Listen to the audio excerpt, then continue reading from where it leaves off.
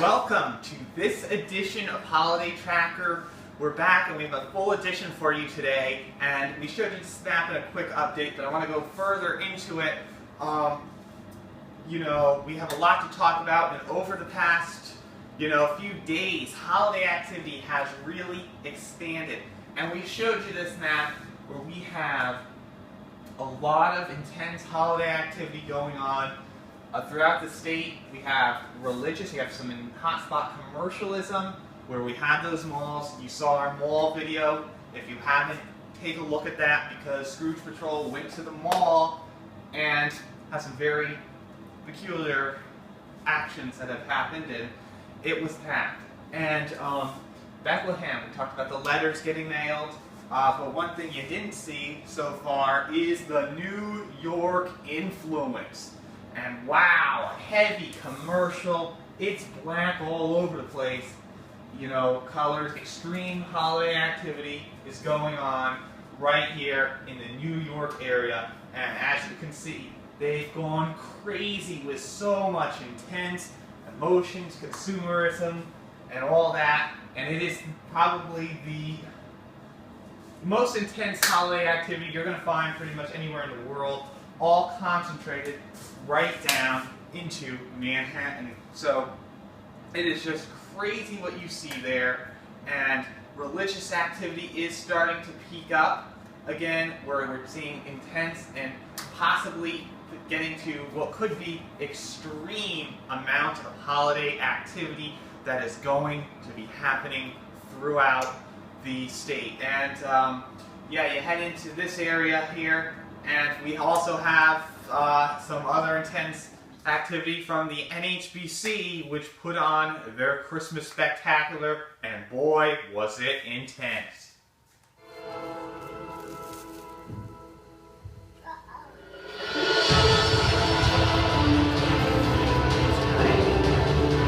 Every wave of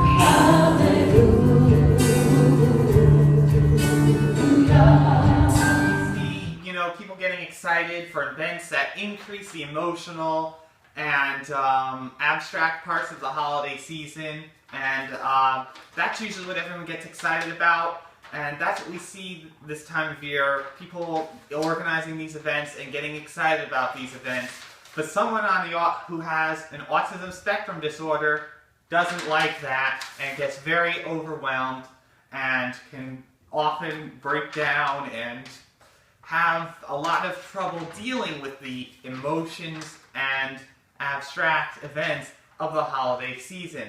However, there is been recently a move to change that. And recently, in 2011, we told you about autism-friendly Santas that were becoming a hit, and they've not only become a hit and are getting bigger and bigger, and more people are doing these types of things and getting there, so someone with autism can come see Santa at their own pace, and they won't have the normal hustle and bustle and all that type of emotional things with the holiday season. But now we're starting to see autism-friendly productions, and recently we had Hartford Stage put on A Christmas Carol that was going to be autism-friendly. And what did they do here? Well, they accommodated. They toned out all the sensory down. They did it lower volume for people, left the lights on, and so they provided an autism-friendly evening. And so they're leaving lights on, and they're you don't have to abide by the traditional rules of going to see a show. So very accommodating for those with autism spectrum disorders. They can get up, they can make sounds, you're allowed to talk, so if someone gets overstimulated and overwhelmed by some of the topics being discussed in the plays, and they want to stim or make a sound or calm down, well, that's okay too. And some other places are putting on the Radio City Music Hall Christmas Spectacular in an autism-friendly pattern. And this has been wonderful, and it's, you usually talk about people trying to make things more overwhelming, more overstimulating, but not, we have some good people who are trying to do the opposite and putting on autism-friendly things. They're getting them prepared, and it's been great. But however, not everyone is so happy about this. Uh-oh, no one is happy about this. Whoa, it's the evil...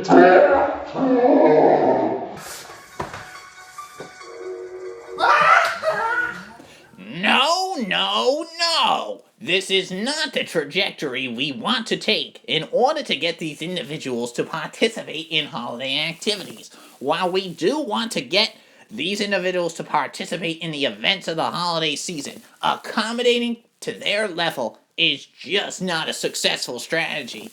We need to get these people to go to the theater with the least level of support and accommodations. You keeping these individuals at intervention level and making them feel like they are at monitoring level, you just cannot let them feel like their sensory sensitivities are positive and welcoming. As my colleague and I have demonstrated, if you let the behavior continue, they will take advantage of this and end up becoming the class clown. You can't let that happen. You need to make them angry and make them accommodate to our social standards. This way, you can eliminate undesired behavior and make the individual have less self-esteem than they had before, forcing them to further conform and more suppress their feelings to boost their confidence.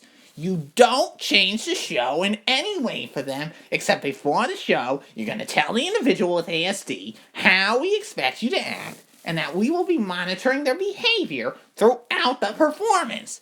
Tell them that it is okay for them to be overstimulated, but if they show it by any disruptive behavior, you will not receive a reinforcer afterwards in order to calm down.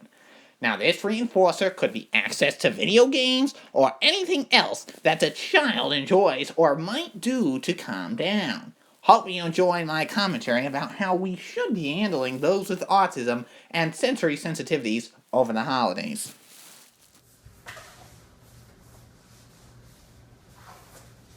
I think he's gone, but regardless of his opinions, it can be tough, and we're glad that people are trying to accommodate to the sensitivities that those with autism spectrum disorders present. And hope you enjoyed watching this edition of Holiday Tracker, and stay tuned for more videos as we talk about the holiday season.